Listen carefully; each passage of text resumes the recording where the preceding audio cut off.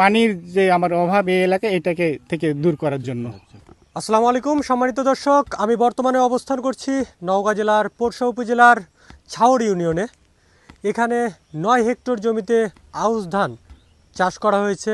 উৎপাদিত বীজ ধানের ফলন কেমন হয়েছে, কৃষকেরা কী ধরনের সুবিধা পাচ্ছে, বীজ উৎপাদনে কার্যক্রমে সংশ্লিষ্টদের ভূমিকা কী, এসব বিষয় জানতে আমরা কথা বলবো সংশ্লিষ্ট কর্তৃপক্ষ এবং কৃষকের সঙ্গে। এই 9 হেক্টর জমিতে আউশ ধানের চাষে আসলে আপনাদের উদ্যোগ নেওয়ার মূল উদ্দেশ্যটা কি, বা কৃষকেরা এখান থেকে কি সহযোগিতা পাবে?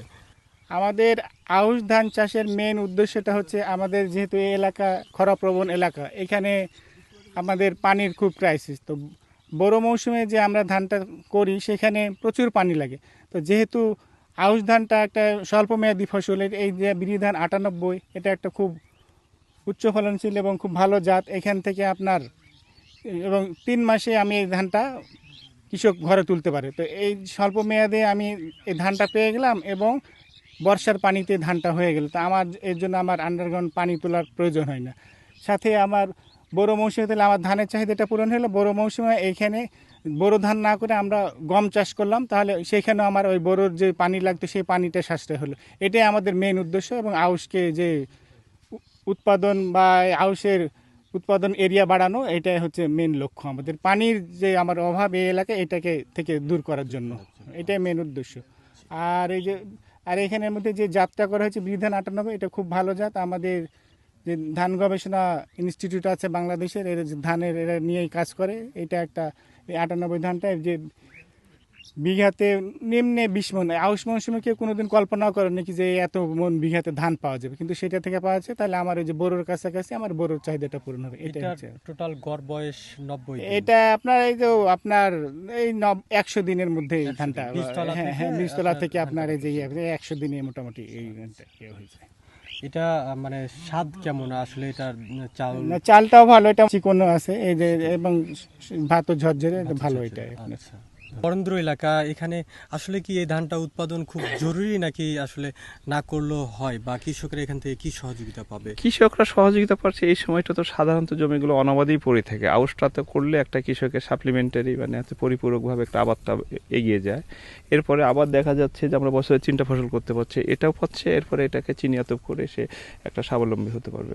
আচ্ছা, এটার সার যেটা বললো যে আনুমানিক 20 মন, আপনি কত মন ফলন? আমরা এই যে গত সপ্তাহে একটা মাড়াই করেছি, সেটা 6 বিঘাতে 126 মন পেয়েছে। তো এভারেজ আপনার 21 মন। তো এটাই ওই রকমই, এই জাতটা এরকমই 20, 21, 22 মনের বেশি। আর এটাতে বিঘা প্রতি আনুমানিক কেমন খরচ হতে পারে? আপনারা যে চাষগুলো করেছে, আপনার কি জানা আছে? এটাতে তুলনামূলক খরচ কমই হবে, 5 থেকে 6 হাজার টাকার বেশি আসবে না। কারণ এখানে তো সেচের ইয়েটা কম লাগে, মানে মানে বৃষ্টিপাতের উপর কিছুটা পাই, লাগানোর খরচটা একটু লাগানোর সময়। ঝুঁকির দিক যদি বলতেন যে আসলে এটাতে মানে ক্ষতিকার দিক বা না, এটাতে ওই ক্ষতিকর ঝুঁকি তো না, এটা ঝুঁকি সাপোর্টেড ওই জাতটাই তো। কোনো ঝুঁকির না, সম্মুখীন না, হওয়ার কোনো না, চান্স না, নেই। না। আচ্ছা, আপনার নাম কি? মোহাম্মদ ইসমাইল হোসেন। আচ্ছা, আমার পিছনে যে জমিটা দেখতে পাচ্ছি, এটা তো আপনারই, আপনি চাষ করেছেন, তাই জি না? জি জি। আচ্ছা, এটা আপনি কোন প্রকল্প থেকে পেয়েছেন যদি একটু বলতেন? বরেন্দ্র বহুমুখী উন্নয়ন কর্তৃপক্ষ। আচ্ছা, ওনারা আপনাকে কি ধরনের সহযোগিতা করেছে, বা ওনাদের থেকে আপনি কেমন ধরনের পরামর্শ এবং সহযোগিতা পেয়েছেন? ওনার মাধ্যমে বিডার বীজ কিনি, আবার ভিত্তি বীজ লি দেয়া, আবার চাষাবাদ করে, ওদের পরামর্শই চাষাবাদ করে আমি ওই এটা ধানটা বিধান 98 বীজ হিসাবে ওদের আমনুরাতে প্রসেসিং সেন্টার আছে, ওখানে পৌঁছে দিই। আবার তখন বীজ হিসাবে 1.5 গুণ বাজার মূল্যে 1.5 গুণ বেশি দামে আমাদেরকে বিল পেমেন্ট করে। আচ্ছা, এর আগেও কি আপনি এই ধান চাষ করেছিলেন, নাকি এই প্রথম? মানে এর আগেও করেছি, অনেক 5-6 বছর থেকে করতেছি বিধান 98। আপনি এই 5-6 বছর থেকে করছেন, এটাতে আপনি কেমন লাভ মনে করছেন, বা ওনারা আপনাকে কেমন সহযোগিতা করছে? ওনারা সহযোগিতা করতেছে, ওনার পরামর্শই করা। এটা এই ধানটা আবাদ করতে আপনার জমিটা ফাঁকা পড়ে থাকবে, এই ধানটা কেটে নিয়ে আবার আমার চিনি এত আপনার এই আমনের সাথেই হয়ে যাবে, এটা একটা উপকার। পার বিঘাতে আপনি কতটুকু আশা করছেন যে কত মন হতে পারে? গতকালকে 6 বিঘাতে মারিয়েছি, ধরেন 126 মন হয়েছে। ওই 21 মন গড় করতে হয়েছে আর কি। গড়ে কিছু আপনার খরচ কেমন হয়েছে বিঘা প্রতি? খরচ 5 থেকে 5.5 6,000-এর মধ্যেই। 5 থেকে 6,000।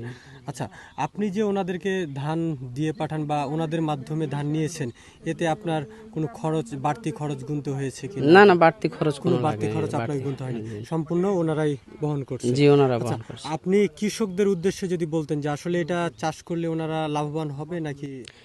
এলাকাতে এটা ধান লাগা আমার এলাকায় পোরশা উপজেলায় চলন নাই, কিন্তু মহাদেবপুর এলাকায় ব্যাপক করে। কিন্তু আসলে আমি এটা বীজ হিসাবেই করেছি, এলাকাতে কেউ করেনি, তবে করলে কোনো কৃষক যদি করে তো লাভবান হবে।